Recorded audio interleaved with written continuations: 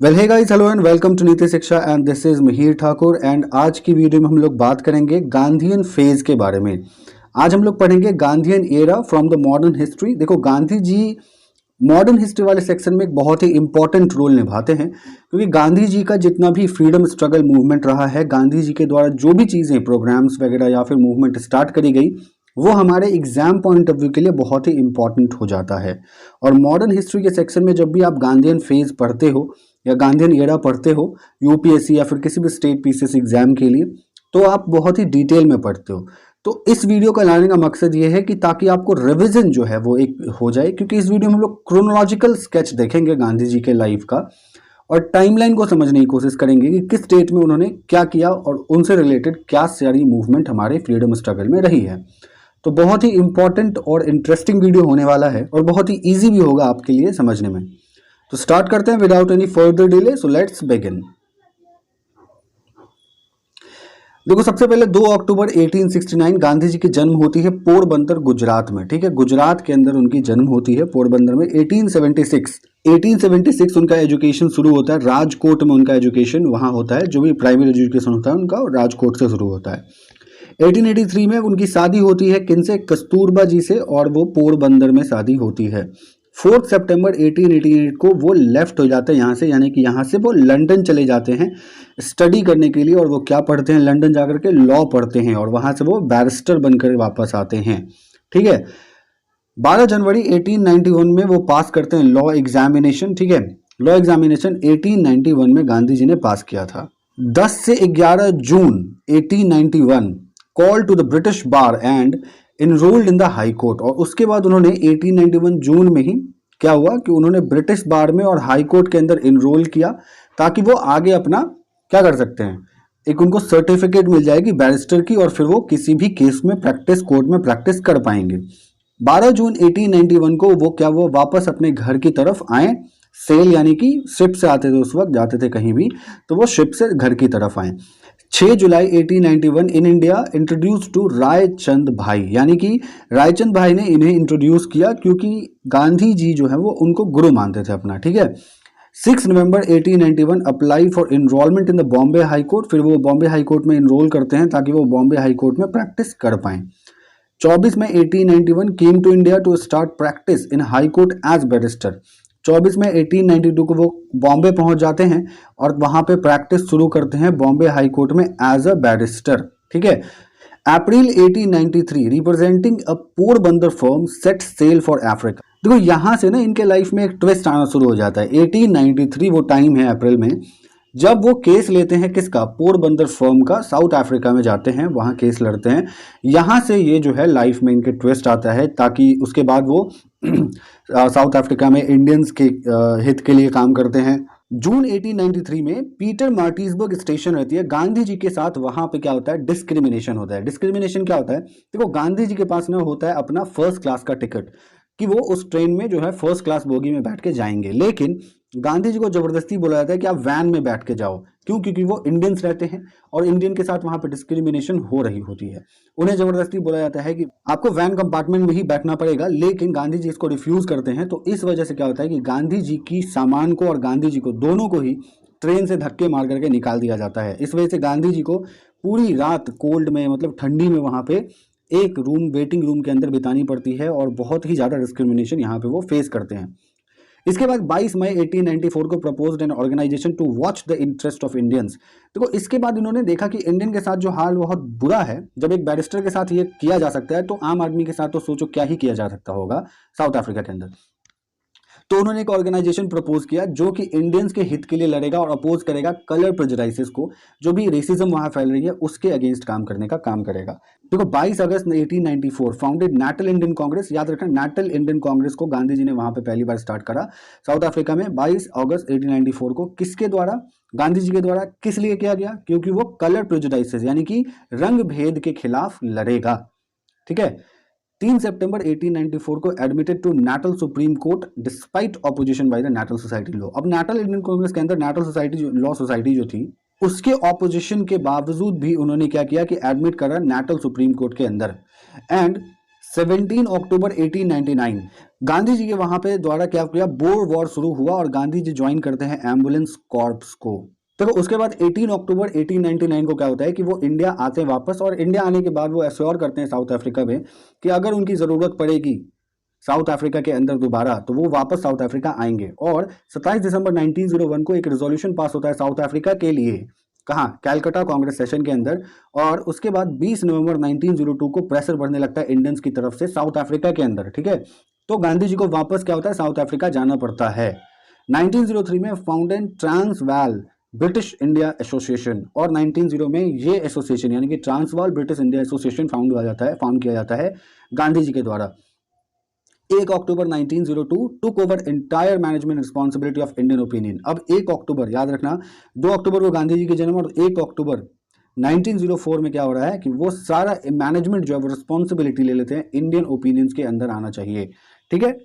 वो बोलते हैं कि अब इंडियन ओपिनियंस होगा वैसे ही मैनेजमेंट चलेगी। फिर नवंबर से दिसंबर 1904 फाउंडेड फीनिक्स सेटलमेंट। उसके बाद गांधी जी क्या करते हैं, नवंबर से दिसंबर 1904 के बीच में वो एक फीनिक्स सेटलमेंट स्टार्ट करते हैं, और सितंबर 1906 में स्टार्टेड पैसिव रेसिस्टेंट मूवमेंट। कह सकते हो कि गांधी जी के लाइफ का पहला अहिंसावादी एक आंदोलन शुरू अगर होता है तो वो सितंबर 1906 में पैसिव रेसिस्टेंस मूवमेंट शुरू होता है। कहाँ भाई, तो साउथ अफ्रीका में ही शुरू होता है, क्योंकि वो हमेशा से अहिंसावादी रहे हैं। तो वो पैसिव मूवमेंट, पैसिव मतलब कि शांति से किसी भी चीज का आंदोलन करना हो, एक्टिव मतलब कि एक हो जाता है ना वायलेंट तरीके से, तो वायलेंट नहीं होना है, आराम से आंदोलन करना है। 13 से 22 नवंबर 1909 में वो हिंद स्वराज लिखते हैं गुजराती में ऑन बोर्ड, जब वो साउथ अफ्रीका से लंदन आ रहे होते हैं। उसके बाद 9 जनवरी 1915 वो इंडिया वापस आते हैं। याद रखना ये डेट बहुत ही इंपॉर्टेंट है कि गांधी जी इंडिया कब वापस आते हैं, तो 9 जनवरी 1915। अब यहाँ से कंटिन्यू वो इंडिया में ही रहेंगे, और यहाँ से वो सारी चीज़ें आपको देखने को मिलेगी जो चीज़ें गांधी जी ने आज़ादी के लिए करी थी, फ्रीडम स्ट्रगल में जो मूवमेंट गांधी जी ने चलाई थी, वो सारी चीज़ें आपको यहाँ से अब नजर आएंगी। उसके बाद 25 मई 1915 फाउंडेड सत्याग्रह आश्रम एट कोचरब अहमदाबाद, ठीक। अब यहां से इनका पहला आश्रम होता है सत्याग्रह आश्रम।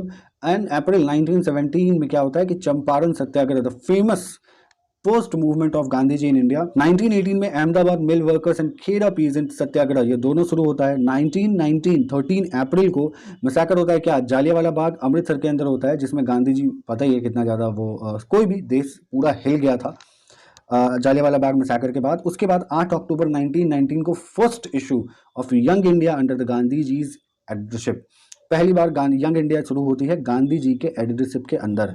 1920 से 21 खिलाफत और नॉन कोऑपरेशन मूवमेंट दोनों चलता है। 5 फरवरी 1922 चौड़ी चौड़ा इंसिडेंट होता है, जिसके बाद Gandhi ji non cooperation movement क्या करते हैं, विड्रॉल कर लेते हैं।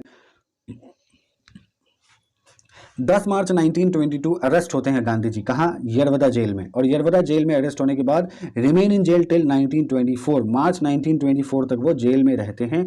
17 सितंबर 1924 started 21 days fast for Hindu Muslim unity, ठीक है। 21 डे का फास्ट रखते हैं वो, ताकि वो हिंदू मुस्लिम यूनिटी को आगे बढ़ा सके, प्रमोट कर सके।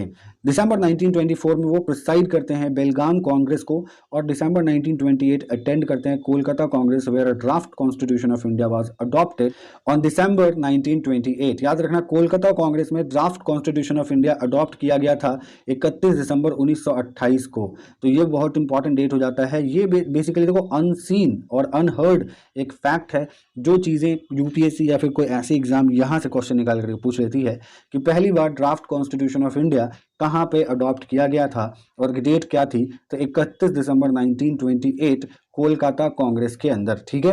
अब देखो 1929 गांधी जी की रिजोल्यूशन जो है वो कंप्लीट इंडिपेंडेंस की अडॉप्ट कर ली गई थी, open session of Lahore Congress along with immediate boycott of legislature, ठीक है। देखो कई लोग का ये अभी भी मानना है कि गांधी जी पूर्ण स्वराज नहीं मांग रहे थे, है ना, कंप्लीट इंडिपेंडेंस नहीं मांग रहे थे, वो डोमिनेंट स्टेटस की डिमांड करते, तो ये गलत बात है। ये एक मतलब ऐसा नहीं हुआ था, गांधी जी ही पूर्ण स्वराज के लिए बात कर रहे थे, गांधी जी ने कंप्लीट इंडिपेंडेंस की बात करी थी, डोमिनेंट स्टेटस की बात नहीं की थी। 26 जनवरी 1930 को pledge of independence day taken all over India, और उस दिन प्लेज लिया गया इंडिया के पूरे कंट्री के पूरे स्टेट में इंडिपेंडेंस का प्लेज लिया गया 26 जनवरी 1930 को। फरवरी 1930 को ऑल इंडिया कांग्रेस कमेटी ने अडॉप्ट किया सिविल डिसोबीडियंस प्रोग्राम, एंड 12 मार्च 1930 सुबह 6:30 बजे 78 आश्रमाइट्स यानी कि जितने भी आश्रम के लोग होते हैं ना, उनके द्वारा गांधी जी का फेमस दांडी मार्च शुरू होता है, जिसमें वो नमक आंदोलन शुरू करते हैं। 6 मार्च 1930 को वो अरेस्ट हो जाते हैं, वापस से नर्मदा जेल उनको जाना पड़ता है और 26 जनवरी 1931 को वो रिलीज होते हैं और 5 मार्च 1931 को गांधी इरविन पैक्ट होता है, जो कि बहुत ही फेमस पैक्ट है। 29 March 1931 left for London to attend round table conference, फिर वो लंदन जाते हैं ताकि राउंड टेबल कॉन्फ्रेंस को अटेंड कर पाएं और 5 दिसंबर 1931 को डिसाइड करते हैं वो रीस्टार्ट करने का, किस चीज़ को, नॉन कोऑपरेशन मूवमेंट को, जिसको उन्होंने चौरी चौरा कांड के बाद विड्रॉल कर लिया था। 4 जनवरी 1932 को started fast against separate electoral for the Harijans, है ना। फिर वो क्या करते हैं, फास्ट स्टार्ट करते हैं 4 जनवरी 1932 को, किसके लिए, हरिजन के लिए, कि उनको सेपरेट इलेक्टोरेट मिलना चाहिए। 8 मई 1933 started 21 days fast for improvement of Harijan's condition and was released at 6 PM from the jail। सुबह शाम के 6 बजे उनको रिलीज किया जाता है। 31 जुलाई 1933 को इंडिविजुअल सिविल डिसोबीडियंस मूवमेंट शुरू होती है और 1 अगस्त 1933 को अरेस्ट हो जाते हैं वो वापस से and remain in jail till August 1933। देखो कितनी बार वो जेल आ रहे हैं, फिर जेल से जा रहे हैं, है ना, बहुत बार, 3-4 बार उनको अरेस्ट किया गया था, जिसमें से 2 बार तो यरवदा में ही रखा गया था। 17 सितंबर 1934 में स्टार्ट करते हैं वो, I am going to resign from the Congress, ये कहते हैं वो, है ना। कब, तो गांधी जी कांग्रेस से रिजाइन कब करते हैं, 17 सितंबर 1934 को। 28 अक्टूबर 1934 डिक्लेयर करते हैं उनका अटेंशन कि वो रिटायर क्यों हुए कांग्रेस से और वो क्या चाहते हैं कांग्रेस से, क्या इंटेंशन है उनका कांग्रेस के द्वारा। 1936 में फाउंडेड क्या करते हैं वो, सेवाग्राम आश्रम शुरू करते हैं, कहाँ, वर्धा में, एंड 1937 में Wardha scheme of education launch करते हैं। मई एंड अक्टूबर से लेकर के नवंबर 1938 में नॉर्थ वेस्ट फ्रंटियर वो निकलते हैं घूमने के लिए, वहां देखने के लिए निकलते हैं कि देश में ये भी एक हिस्सा है जहां जाना जरूरी है। 3 March 1939 started fast on to date at Rajkot on settlement of the issue ended fast on the 7 March 1939। 15 October 1940 को वो anti war individual satyagraha with Vinoba Bhave as first सत्याग्रही, है ना। उसके बाद वो क्या करते हैं, एंटी वॉर इंडिविजुअल सत्याग्रह शुरू करते हैं वो, किसके साथ, विनोबा भावे के द्वारा, उनके साथ, सॉरी। उसके बाद 15 जनवरी 1942 में my political successor is Jawaharlal, Gandhi ji का ये कहना होता है इस दिन कि मेरा पॉलिटिकल सक्सेसर कौन होगा, तो जवाहरलाल होंगे। 5 मार्च 1942 में क्रिप्स अराइव होता है, कौन आता है, क्रिप्स मिशन जो चलता है वो आता है 5 मार्च 1942 को, और 30 मार्च 1942 में quit India burst upon Gandhi ji, और क्विट इंडिया जो है वो गांधी जी के ऊपर आ जाती है, idea of quit India. 8 March 1942 address all India Congress committee of Bombay and quit India resolution was passed, है ना। 8 मार्च 1942 को क्या होता है कि कांग्रेस कमेटी के अंदर जो बॉम्बे में होती है उसमें और क्विट इंडिया रिजोल्यूशन वो पास कर देते हैं। 9 अगस्त 1942 वापस अरेस्ट होते हैं और उनको कहाँ ले जाया जाता है, आगा खान पैलेस जेल के अंदर। उसके बाद 15 अगस्त 1942 को lighted the prey of Mahadev Desai, मतलब 15 अगस्त 1942 को इनके एक सेक्रेटरी रहते हैं जिनका नाम महादेव देसाई होता है, वो नहीं रहते हैं, वो चले जाते हैं, मतलब उनकी मृत्यु हो जाती है, तो उनकी चिता को आग देते हैं जेल के अंदर ही 15 अगस्त 1942 को। 10 फरवरी 1943 में स्टार्ट करते हैं वो क्या, आगा खान पैलेस जेल के अंदर फिर से फास्ट करना शुरू कर देते हैं एंड 3 मार्च 1943 को वो फास्ट अपना एंड करते हैं। 22 फरवरी 1944 ये भी एक इंपॉर्टेंट डेट है क्योंकि इस दिन कस्तूरबा गांधी जी की मृत्यु हो जाती है शाम 7:35 पे, और गांधी जी अपनी हाथों से जो साड़ी बुनते हैं उसी साड़ी से गांधी जी अपनी पत्नी यानी कस्तूरबा जी को उनकी बॉडी को लपेटते हैं और फिर उनका अंतिम संस्कार होता है। 6 मई 1944 वो जेल से रिलीज होते हैं और मार्च 1945 में कैबिनेट मिशन स्टार्ट होता है। जनवरी से जुलाई 1945 में शिमला कॉन्फ्रेंस होता है।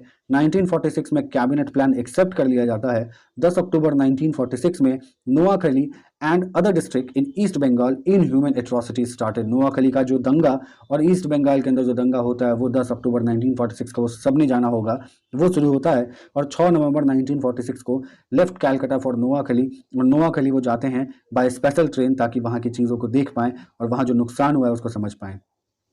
और याद रखना कि ये जो टाइम है, देखो इस वक्त नोआखली में जब दंगा हो रहा है उस वक्त गांधी जी नोआखली में भटक रहे हैं और इस वक्त दूसरी तरफ संविधान सभा में संविधान बनने की जश्न भी मनाई जा रही थी। तो गांधी जी उस सेलिब्रेशन को नहीं शामिल करके, उस सेलिब्रेशन में नहीं शामिल होके नोआखली के जा करके वहाँ के लोगों और वहाँ के दर्द में अपना शामिल करते हैं अपने आप को। और ये देखो गांधी ऐसे ही महात्मा नहीं बने, उनमें क्वालिटीज़ थी, ठीक है। बहुत क्रिटिसाइज करते हैं लोग गांधी को, लेकिन गांधी होना भी अपने आप में बहुत टफ काम है, ठीक है। It is very big deal. कोई भी आम आदमी गांधी नहीं हो सकता, इसलिए वो महात्मा गांधी हैं। ठीक है, इतना सैक्रिफाइस और इतना ज़्यादा किसी के अंदर नहीं हो पाएगा। ठीक है, तो इसलिए उनको रेस्पेक्ट देना ज़रूरी है। कुछ लोग क्रिटिसाइज कर देते हैं। जनवरी से दिसंबर 1947 toured troubled areas of Bengal, Bihar and Delhi. 15 अगस्त 1947 at Calcutta fasted as country was cut into 2 pieces. फिर 15 अगस्त 1947 को वो फास्ट रखते हैं क्योंकि कंट्री उस दिन 2 पीस में बट जाती है। ठीक है, एंड 13 जनवरी 1948 यानी कि 1948 started fast in Delhi against communal riots and 16 January 1948 I do not wish to live if peace is not establish in India and Pakistan. मतलब मैं नहीं रहूंगा अगर इंडिया पाकिस्तान में पीस और शांति स्टैब्लिश नहीं की गई तो। 18 जनवरी 1948 वो फास्ट अपना तोड़ते हैं। किसके द्वारा? ऑरेंज जूस के द्वारा। कौन तोड़वाता है उनका फास्ट? मौलाना आज़ाद। 20 जनवरी 1948 को क्या होता है कि एक बॉम्ब फटती है किधर? बिरला हाउस के अंदर, जहां पे प्रेयर मीटिंग चल रही होती है। एंड 27 जनवरी 1948 को वो कांग्रेस पोजीशन लिखते हैं और ये कहते हैं कि कांग्रेस को अब एक पॉलिटिकल पार्टी बन के रहनी है, पॉलिटिकल बॉडी बन के रहनी है और देश की सेवा करनी है। 30 जनवरी 1948 the day of martyrdom was shot died while on his way to evening prayer ground। इस दिन इनको मार दिया जाता है और मारने वाले का नाम सबको मालूम है, नाथूराम गॉडसे। ऐसे हमारी गांधीयन एरा खत्म होती है और गांधी जी से रिलेटेड जितनी भी चीज़ें थी आई होप कि हम लोगों ने सब कवर कर ली होंगी। एक क्रोनोलॉजी हम लोगों ने देखी जिसमें गांधी जी की पूरी लाइफ की टाइमलाइन हम लोगों ने समझा। एंड आई होप कि इस वीडियो के बाद आपकी काफ़ी सारी कंसेप्ट क्लियर हो गई होगी और एक रिवीजन के लिए आई थिंक बहुत ही बेस्ट वीडियो है। तो इसके साथ साथ आप नोट्स बना लो तो आपको काफ़ी रेलिवेंट रहेगा रिवीजन के लिए। So see you in the next one. Goodbye, take care, जय हिंद। Mihir Thakur signing of.